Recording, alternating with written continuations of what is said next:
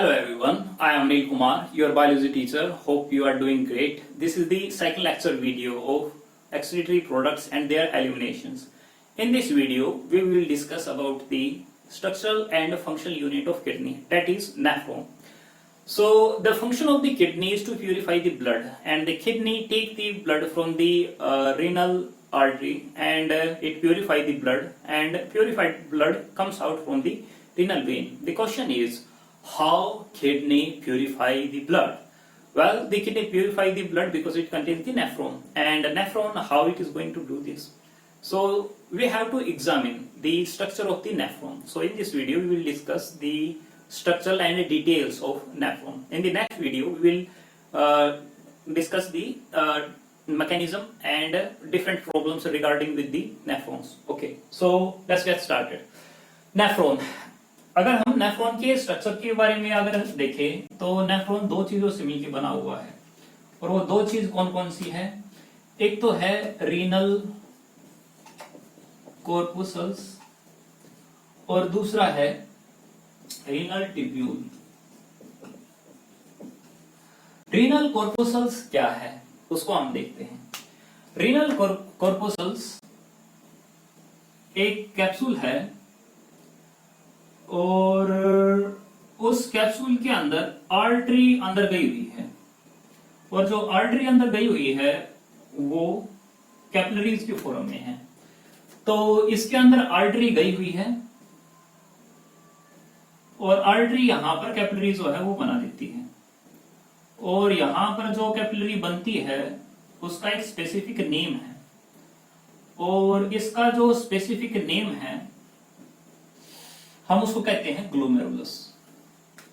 सो यहां पर हमें जो स्ट्रक्चर दिखाई देने लग रही है वो क्या है? वो है ग्लोमेरुलस।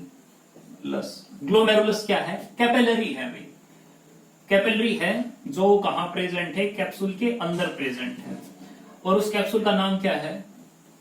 Bowman's capsule. तो बोमेन कैप्सूल और जो हमारा ग्लोमेरुलस है वो दोनों मिलकर बना देता है क्या? Renal corpuscles. ठीक है, अब जो ये कैपिलरी आई है जिसको ग्लोमेरुलस कहते हैं, उनकी एंडिंग का क्या नाम है? क्या एक आर्टरी है? क्या एक वेन है? नहीं, ऐसा नहीं है। यहां पर जो अंदर की तरफ आई हुई है उसका नाम है एफरेंट, एफरेंट आर्टियोल, और जो यहां से बाहर निकलती है उसको बोलते हैं ईफरेंट आर्टियोल। तो एफरेंट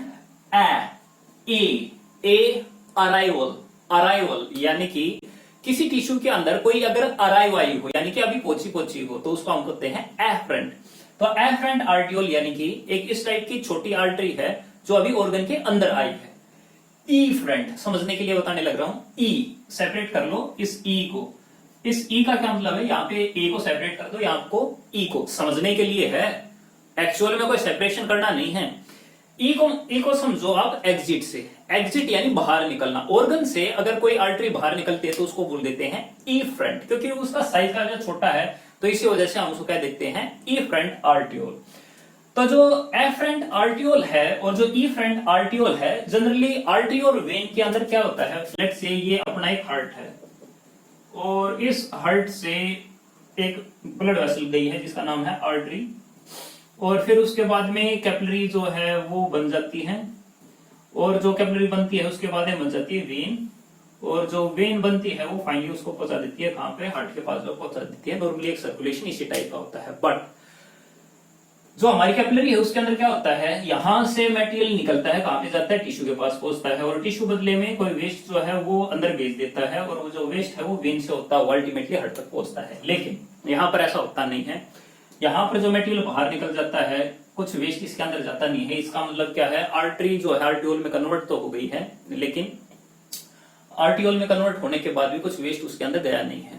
कंफ्यूजन ना हो, मैं अगर आपको फिर दोबारा से अगर बेसिक सी चीज बताऊं तो एक सिंपल सी चीज है, जब भी हार्ट से एक बड़ी आर्टरी बाहर निकलती है तो उसको बोलते हैं आयोर्टा। आयोर्टा जब और दूर जाती है तो उसके अंदर प्रेशर कम होता है, प्रेशर कम होता है तो उसका डायमीटर घटता है, एंड जब डायमीटर घटता है तो उसको हम कह देते हैं आर्टरी। और जो आर्टरी है जब वो और दूर जाती है तो उसका डायमीटर और छोटा कर दिया जाता है, और जो छोटा डायमीटर हो जाता है उसको हम कह देते हैं आरटीओ।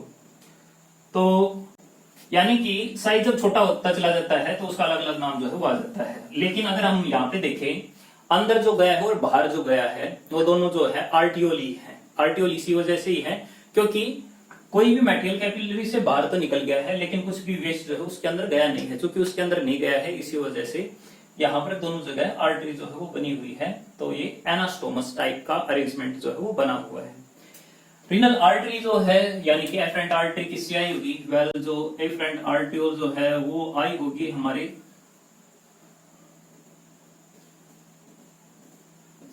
आर्टरी से आई होगी। ठीक है, कौन सी आर्टरी? रीनल आर्टरी से। ठीक है, तो रीनल हमने कॉर्पसल तो देख लिया। अब रीनल ट्यूब्यूल की बात है। रीनल ट्यूब्यूल कहां पर है? तो अगर हम रीनल ट्यूब्यूल को अगर हम देखें तो इसके बाद जो स्टार्ट हो जाता है वो रीनल ट्यूब्यूल ही है।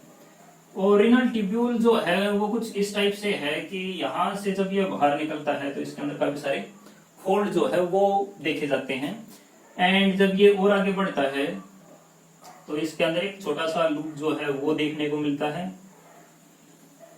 और ये लूप एक बार नीचे जाके फिर ऊपर की तरफ जाता है। एंड ऊपर से होता हुआ फिर ये थोड़ा सा और बड़ा होता है, और बड़ा होकर के ये फिर दोबारा से लूप जो है वो लगाता है, यानी कन्वोल्यूशन होती है। एंड फिर उसके बाद में ये कनेक्ट हो जाता है किसके साथ में? एक ऐसी डक्ट के साथ में कनेक्ट हो जाता है जिसके साथ कई सारे नेफ्रॉन जो है वो पहले से ही जुड़े हुए हैं। तो अगर हम इनका नाम अगर देखें तो इसके जो पास में जो प्रेजेंट है, इसके जो पास में है तो उसको कहते हैं डिस्टल। जैसे हमारी बॉडी है, ये सेंटर वाला पार्ट है, सेंटर वाले पार्ट के जो पास में है प्रोक्सिमल, और इस बॉडी से जो दूर है यानी जैसे फिंगर जो है वो काफी ज्यादा दूर है तो उसको कह देते हैं डिस्टल। तो जो पास में है उनका नाम दे देते हैं प्रोक्सिमल, प्रोक्सिमल कन्वोल्यूटेड ट्यूब्यूल।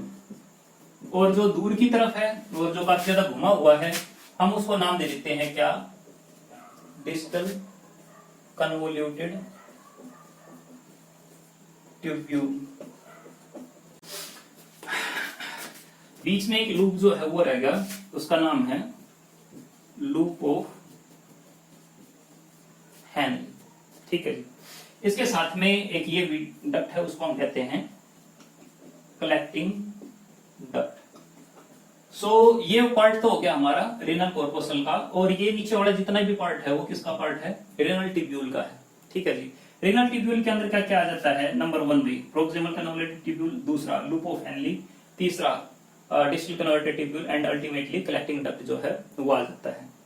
तो अगर हम इसकी और ज्यादा डिटेल देखें तो जो यहाँ पर इफ्रेंट आर्टियोल जो है वो इफ्रेंट आर्टियोल यहां से होती हुई दोबारा से कैपिलरी के अंदर कन्वर्ट हो जाती है।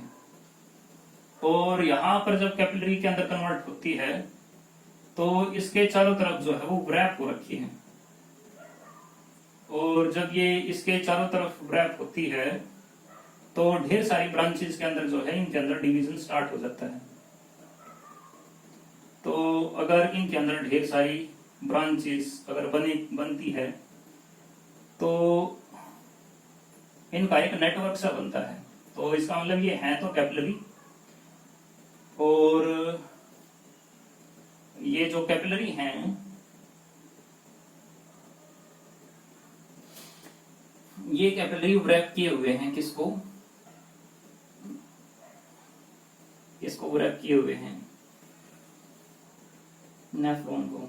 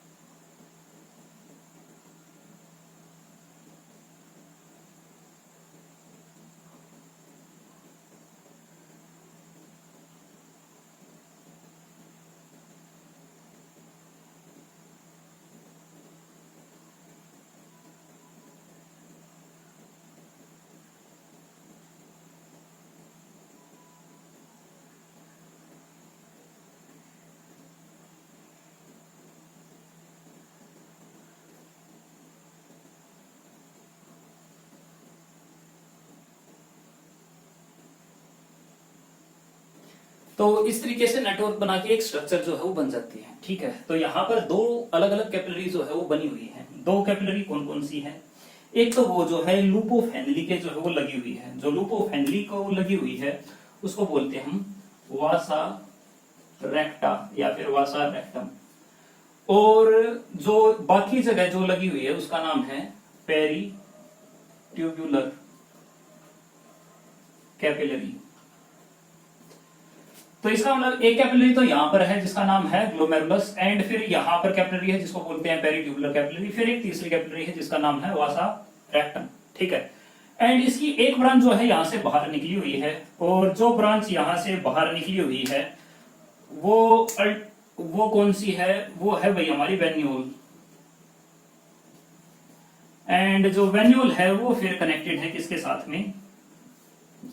जो रीनल वेन जो है उसके साथ में जो है कनेक्टेड है। ठीक है, जैसे हमने पढ़ा था कि जो रीनल आर्टरी है वो ब्लड लेके आती है, तो ब्लड जो है इसके पास आता है, और ब्लड जो इसके पास आएगा वो ब्लड फिल्टर आउट होगा, फिर उसके बाद में यहाँ पर एब्जॉर्प्शन होगी, और इन सब से एब्जॉर्प्शन हो आके सिक्रेशन हो आके फिर अल्टीमेटली यहाँ से बाहर जो है वो निकल जाएगा।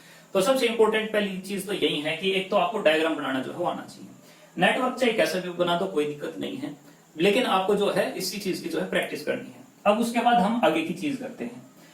अगर हम डिटेल देखें, अगर हम किसकी डिटेल देखें? ग्लोमेरुलस की अगर हम डिटेल देखें, तो जो ग्लोमेरुलस है वो बना हुआ है एक कप से। ये कप है, और जो कप है उसके अंदर दो मेम्ब्रेन है भी।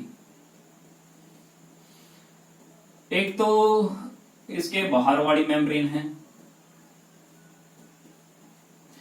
एक जो है इसके अंदर वाली मेम्ब्रेन है। जो इसके बाहर वाली लेयर है उसको बोलते हैं पैराइटल, पेरिटोनियम, और जो अंदर वाली है उसका नाम है विसरल, पेरिटोनियम। ठीक है जी, इसके ऊपर क्या प्रेजेंट है? इसके ऊपर तो कैपिलरी प्रेजेंट है, तो यहां पर जो है कैपिलरी प्रेजेंट है। जो कैपिलरी प्रेजेंट है, अगर उस कैपिलरी के अंदर हम देखें तो उसके अंदर भी अलग अलग टाइप की लेयर जो है वो पाई जाती है। कैपिलरी के अंदर कौन सी लेयर है? एक ही है, एंडोथीलियम, प्लस में एक बेसमेंट मेम्ब्रेन जो है वो और है। लेकिन इनके बीच में एक अलग टाइप की सेल जो है वो और पाई जाती है।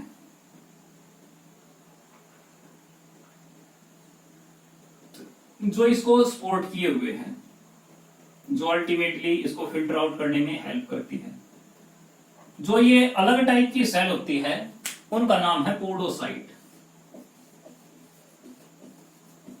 पोडोसाइट, साइट यानी पैर, सॉरी साइट यानी कि सेल, और पोड यानी पैर।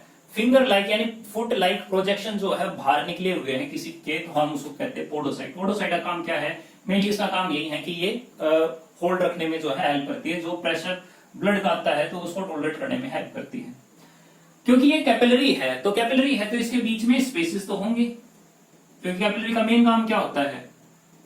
कैपिलरी का मेन काम होता है एक्सचेंज करना। एक्सचेंज करने के लिए इसके अंदर क्या होते हैं? स्पेसेस होते हैं। इसके अंदर जो स्पेसेस है उसको बोलते हैं फेनिस्ट्रा,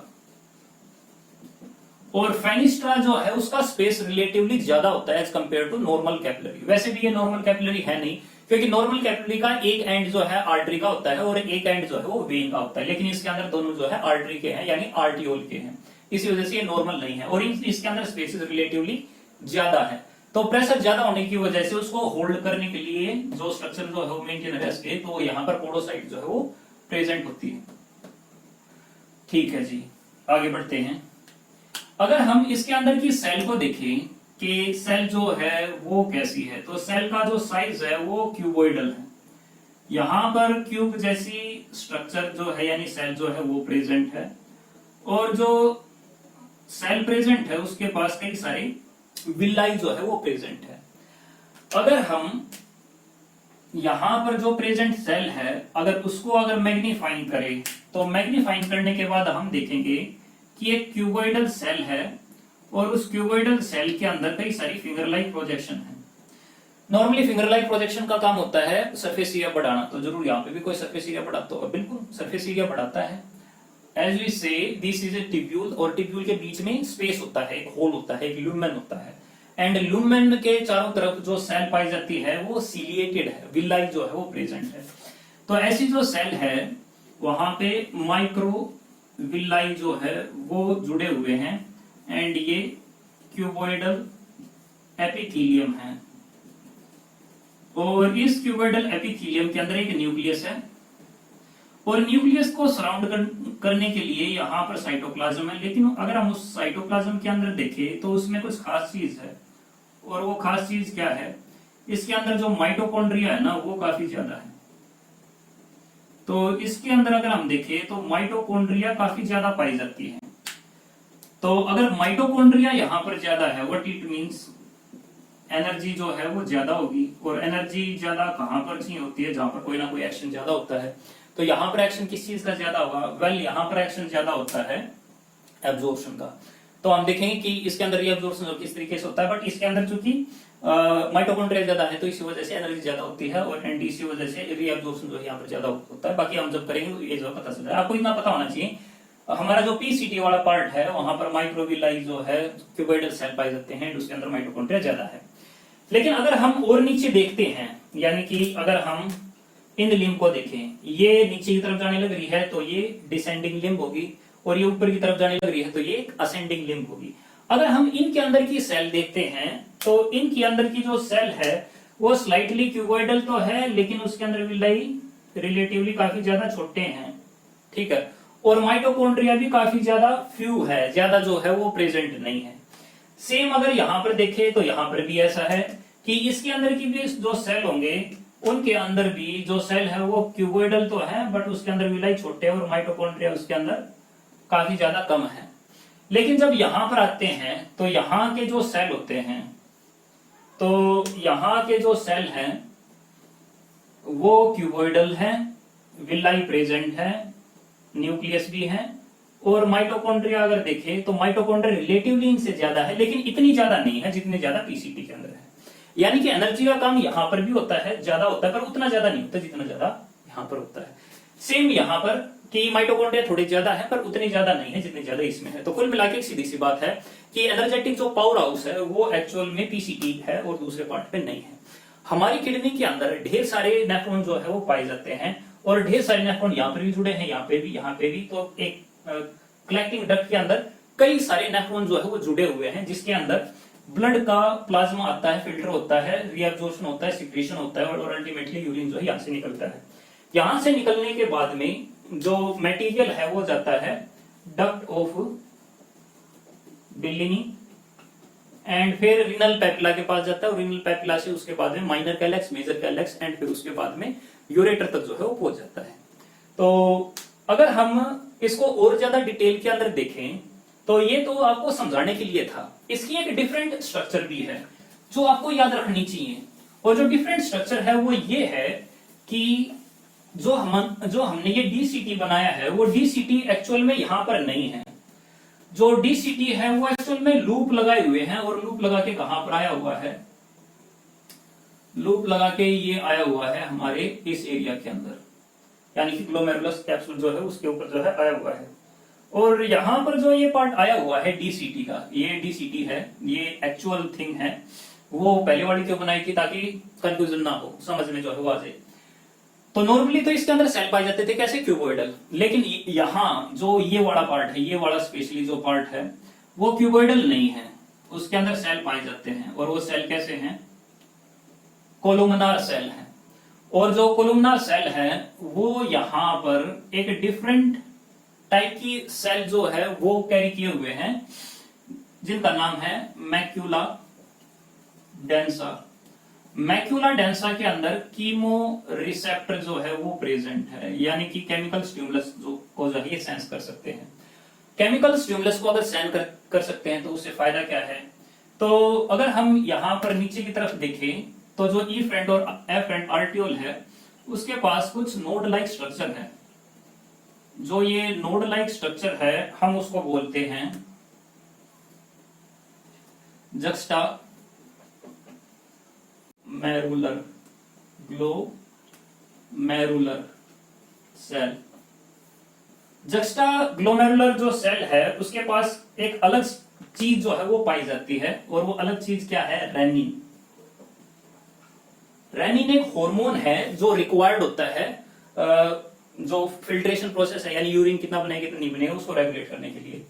तो जो डीसीटी का पार्ट इसके अंदर आया हुआ है, यानी मैक्यूला डेंसा, और जो यहां पर जक्स्टा ग्लोमेरुलर जो सेल है वो दोनों मिला करके, यानी कि ये और ये दोनों स्ट्रक्चर मिला के एक स्ट्रक्चर बना देती है, ऑपरेटस बना देती है, जिसको बोलते हैं juxta glomerular apparatus. Juxta glomerular apparatus का काम क्या है? यूरिन कितना बनना है उसको रेगुलेट करना, पर्टिकुलरली जीएफआर को रेगुलेट करते हैं, ये हम नेक्स्ट क्लास के अंदर पढ़ेंगे, बट आपको इतना पता होना चाहिए। इसके अलावा यहाँ पर कुछ सेल्स जो है वो भी प्रेजेंट होते हैं, जिसको बोलते हैं लेसी सेल।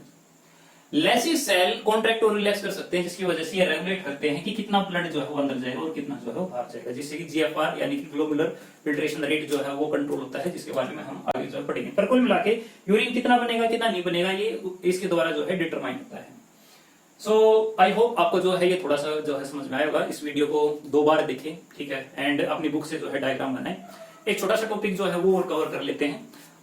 जो नेफ्रॉन है वो 2 टाइप के होते हैं। एक जक्स्टा मेडुलरी नेफ्रॉन होता है जो कि मेडुला के पास में है, जक्स्टा मेडुलरी यानी कि just near to the medullary region, यानी कि जो सेंटर प्रेजेंट होता है, जो रीनल पिरामिड के अंदर तक जो है गया हुआ है। एक कॉर्टिकल नेफ्रॉन जो प्रेजेंट होता है, जो कॉर्टिकल नेफ्रॉन जो है वो रिलेटिवली ऊपर प्रेजेंट होता है, यानी कि अंदर जो है वो ज्यादा नहीं गया हुआ। नॉर्मली अगर ह्यूमन की अगर हम बात करें तो 85% जो है कॉर्टिकल नेफ्रॉन प्रेजेंट होता है, एंड जो हमारा जक्स्टा मेडुलरी नेफ्रॉन जो है वो 15% प्रेजेंट होता है।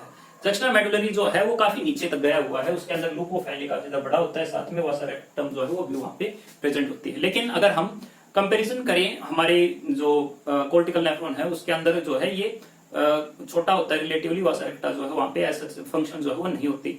अगर हम और कंपैरिजन करें ब्लड की वॉल्यूम के अंदर जो रेगुलेशन है वो ज्यादातर मेडुलरी जक्स्टा मेडुलरी नेफ्रॉन जो है वो कर पाता है, लेकिन जो कॉर्टिकल है वो इतना ज्यादा जो है वो नहीं कर पाता। तो आई होप आपको ये कुछ डिफरेंस जो क्लियर हुए होंगे। If you have any doubt you can contact me. Thank you for if you have any doubt you can contact to me. Keep like share and subscribe channel. Thank you.